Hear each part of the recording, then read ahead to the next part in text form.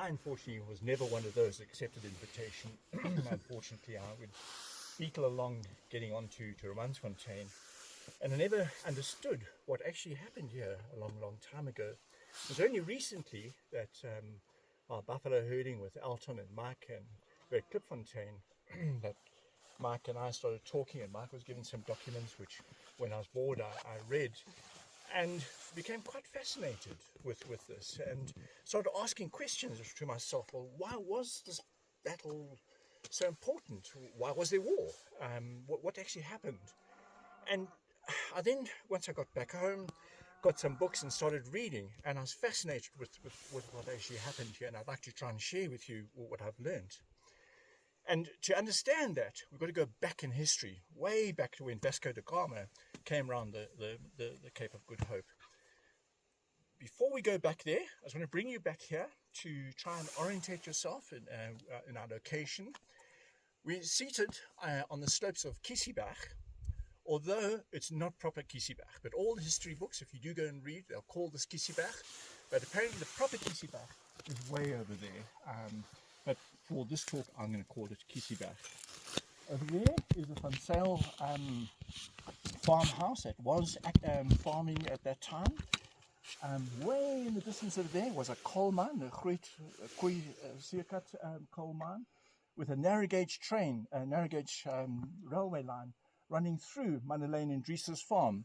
And Madeleine, I'd like to just pause here and welcome you to us, and thank you very much for everything you do for us. And if you could just give her a round of applause, please. No, thanks. Thank you very much. We want to be well fed, that's why we clap. It passes through their farm to T-bone the main railway line at Bamboesstasie over there. And what's quite fascinating about that railway line, I found, was all gravity.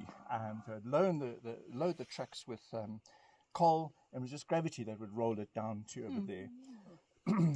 There would meet a railway line. It would go from De Aar, Nauport, right through to Stormberg around the corner. Stormberg Junction is just around the corner, and that is overshadowed by the big mountain called Rooikop. And those of you who've done the trail will know how you come over Rooikop, down that horrible hill, and T-bone the district road at the blockhouses. There, this railway line would meet another one that went right down to East London, and this went straight up to Bloemfontein and then Pretoria. Over the hill, most of you would have come through Maltina, about 10-15 kilometers that way.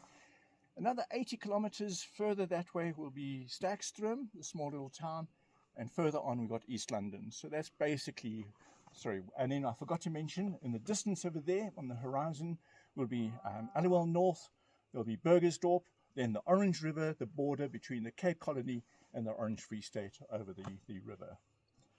I think that gives where we are. So let's go back to our history. Long time ago, Vasco da Gama went around the Cape of Good Hope. 150 years later, Jan van Riebeck, we all know, landed at the Cape, set up shop, Dutch East India Company, Dutch immigrants coming in, joined by the French Huguenots, Germans. Those three races then formed the Afrikaner nation, the Boere. And over the next 150 years, they formed a really strong nation. And as we know, they love to work the soil, they love to farm. They did not like laws, and soon started getting really upset with the hard Dutch government looking after them and telling them what to do, and they're getting a bit upset about that. 150 years after Jan van Riebeck, 1806, the English annexed the Cape Colony. They just sort of came along and said, no, we want it, and they came in. And the Boers initially were very happy about it. They thought, yeah, anything better than the Dutch. But unfortunately, their joy was short-lived because they soon realized that the English were actually worse than the Dutch. Their laws were more strict. And especially when the English abolished slavery, the Boers were very upset about that because the slaves were an important part of their farming module. They used the slaves tending the flock, reaping the crops, etc. So they basically ignored the English law, but it didn't quite work. Because the English now were quite wanting to make a point of this. In 1815, in the Eastern Cape, a farmer beside it was found guilty of some law regarding a slave. This caused a mini rebellion amongst the Boers in the Eastern Cape to such an extent the English came and quelled it and captured 5 Boers, found them guilty, and to make a point of the whole thing, they ordered them to death by hanging. The Boers were really upset about this. You know, how can you hang a Boer for a slave? The English really wanted to make a point. They, at Slachtersneck, which is between Craddock and East London, they put up a high beam and ordered a public hanging, where everyone has to attend. The family, the kids, the wives, all have to come and attend. They called the hangman, but he thought he only had 1 person to hang, and there were 5, so he only brought 1 rimpie with him. The first person was hanged okay. Second one, sorry, this is terrible. The rope, the rimpie broke. Guy's still alive. Everyone said, no, you've got to let him go. Gentleman's agreement. The English wanting to make a point said, no, we tie a knot. And they carried on like this, hanging all 5 of them. Dreadful, horrible scenario, which caused huge upset amongst the Boers. It rippled right through the colony of what the English had done, and this developed huge resentment to such an extent that it was part of the reason that in 1836, 1837 we had the Great Trek, where the Boers said, enough of this, we're going north. And off they went, discovered Orange Free State and Transvaal. So in 1850, the English were quite happy. They said, no, we see you, we recognize you, independent republics, Free State, Transvaal. The English had the Cape Colony, Northern Cape, they had Bechuanaland, Botswana, they had Rhodesia. In between, they had also someone annexed Natal. All was fine. Until in 1870, diamonds was discovered in Kimberley. Kimberley was actually in the Free State, but the English, they actually wanted the revenue from the diamonds. So they went back to their maps and did some clever map reading and said, no, the border's actually over here. Kimberley is ours. Sorry, Free State, it's ours. And the Free State said, listen, that's fine. We just want to farm. Just leave us alone. So now everyone's happy. Until 1877, for reasons I don't quite understand, the English annexed Transvaal.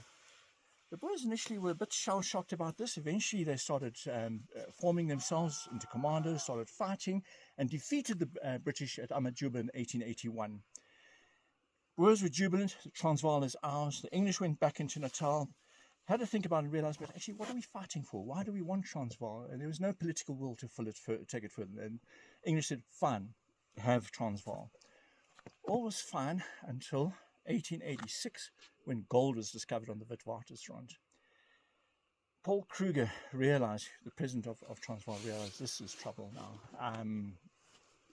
News of the gold discovery went right through the world.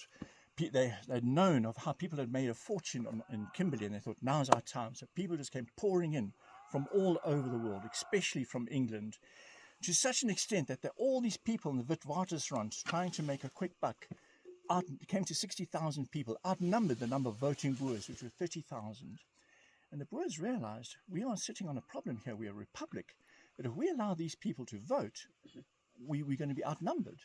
So they kept extending the number of years that you are in the republic before you can vote. And they extended up to 14 years. The miners, all of them, they were called the Uitlanders. They were there to make a quick buck, and they started getting upset about laws that reduced their earning capacity, especially taxes, and they had to buy their dynamite from one factory. There was a monopoly on it. They started getting upset about this. To a certain extent, they had a point, but mostly it was unjustified. One of the people amongst them was Cecil John Rhodes. He had made a fortune in Kimberley. Now he was onto the gold bandwagon, and he started stirring the pot, and they would write letters off to England. It's terrible here. You've got to come and save us. And to such an extent that he organized a raid to come and save them. The Dr. Jameson raid that came from Botswana came through with their horses. But the Boers, thankfully, had heard about it was coming. They caught them before they got to the Witwatersrand and captured the whole lot of them. Said, right, guys, we're finding you guilty. We're going to sentence you to death, and we're going to hang you. In fact, do you remember a long time ago, our Mikey's down Slachtersneck, that same beam, we're going to pull it up over here. We're going to hang you from that beam. The English were horrified. How can you do that? And they said, well, very easily. You did it to us, we're going to do it to you. And it became a hot political potato. Paul Kruger, actually very cleverly, gave these men to England and said, you sort it out. And they had this potato of what to do. But this did have the effect that Paul Kruger realized war is coming. It made him realize to actually start unifying his folk. He bought a hold of Mauser rifles, started getting ammunition, started getting himself prepared. He didn't want war, but he realized what was coming. At about the same time, Alfred Milner arrived in the Cape to be the big Lani there. He was going to look after the whole of the Cape. He was an imperialist. He believed that the British race was superior to all other races. In the Cape Colony at that time, in fact, it was the paradox. There was more Boers than there were English, and yet he was quite happy that the English reign over the Boers. And he was very unhappy with the situation at Transvaal, that it was the other way around. And he was listening to all these letters coming out of there. And he started feeling that war must come out of this. To such an extent that in the December of 1898, he then took some holiday. He went to England and he started stirring the pot over there. He went to go and speak to Joseph Chamberlain, who was the big boss of the colonies. Chamberlain initially wasn't keen on war, but got swung over. And then they started talking among the politicians, yes, we must have war. Milner was very happy. He came back, but he had left General William Butler in charge while he was away. William Butler had a look at the whole scenario, and he was a very wise person. And those in the medical field would understand. He came to the conclusion, he said, our patient, South Africa, does not need surgery, war. It actually needs time. TLC, just some time to heal. Those are very sage words and actually what was required. Unfortunately, when Milner came back, he was shocked to hear his own general talking like that, so he fired him, got rid of him, and asked England to please send me another general. And he carried on then trying to prepare for war. President Steyn in the Free State could see this was coming. He also didn't want war, because he knew if war was declared, the Free State would also be pulled into it, and he didn't want that. So he tried to get a peace conference in Bloemfontein in the end of May 1899, beginning of June. He got Alfred Milner, he got Paul Kruger to sit at the table and discuss and try and get peace. Paul Kruger realized, listen, he doesn't want war. Let's make some concessions. He changed a whole lot of things. The voting he brought down to 5 years. He put a whole lot of other things on the table to diffuse the situation. Milner came along and saw, just like, I'm not going to get war. I'm not going to get what I want. Everyone agreed the whole of South Africa must be unified. The English want to be unified under the Union Jack. The Boers want to be unified under the Boer Republic. So they couldn't come to an agreement, and Milner realized he's not going to get war and achieve what he wanted. So he threw more demands onto the table that he knew the Boers will not be able to meet. And Paul Kruger realized war is coming. War was then declared in October 1899. Now, even though the British were talking about war for so long, and Milner was keen on it, they weren't prepared. They only had about 11,000 troops in the Cape, inadequate to really mount a proper war. Transvaal had 25,000, the Free State had 15,000, and they were in a better situation. They had prepared themselves already. But the Boer generals were not good. They were old, lacked initiative, incompetent, and were faffing around what to do. Jan Smuts, a young, very smart state attorney, quickly swatted up on military tactics and realized they must take the initiative and get going. He managed to get people moving. Joubert took the Transvaal force down to Natal. They had the first skirmish there at Tilana. The Free Staters went westwards. They took siege of Kimberley and Mafeking. And General Olivier was sent down to the Orange River to come this way. He took a long time to eventually cross the Orange River. He came and eventually took Aliwal North, Burgersdorp, Dordrecht, and the Boers of those last two towns, Dordrecht and Burgersdorp, joined him, but his force then arrived here on the 26th of November. Let's leave them and let's go back to Buller, to the English. The new general, Redvers Buller, arrived here at about that time. He was not a good general. In fact, a lot of the English generals were terrible. The good ones only came out later. Also the Boers, the good ones only came out later. Buller's plan initially was to have a unified force going straight north through Bloemfontein, Transvaal, and win the war like that. But now that the Boers had taken the initiative, he had to think of a different plan, and especially in the siege of Kimberley, our friend Cecil John Rhodes was stuck there and highly indignant that he was being held prisoner there. And he was sending off letters to the English and saying, please, you've got to come and relieve me. You've got to get me out of here. So Buller sent one column up to Kimberley under General Maturin. He sent another column up to Natal under George Smith, beg your pardon. And then General Gatacre, who's going to feature a lot, came into the Cape here. His plan was to come from East London. He got his troops up to Stakstroom on the other side over there.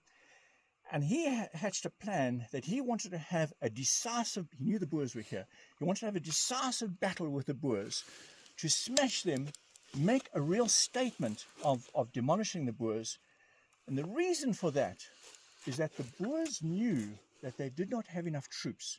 Remember, we mentioned already that in the Cape Colony, there are a lot of the Boers here. They wanted to influence those Boers to join them against the British.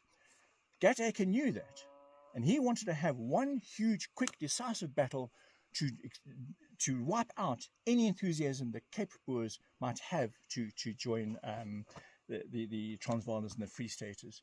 So he came up with a plan that he was going to take his troops from Stakstroom by train up to Maltino, and under the cover of darkness, come in and march on over here. Let's come back over here. This was an important junction. Why? Why was it important?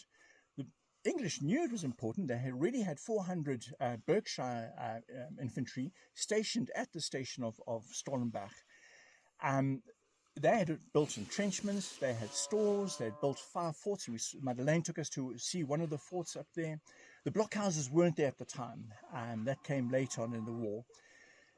But the reason that this was important is that the British relied on the trains for communications. Remember, this one from East London came over here, went to Bloemfontein. This one would cut across to De Aar, where it met the one coming up from Cape Town that went up to Kimberley. So it was very important for communication that they had the train, and of course for moving troops and supplies. So they were here guarding, and when Olivier came along with his men, they were outnumbered, that they realized there were no reinforcements. They were told to retreat, and these Berkshires went to Penhook and hung out over there.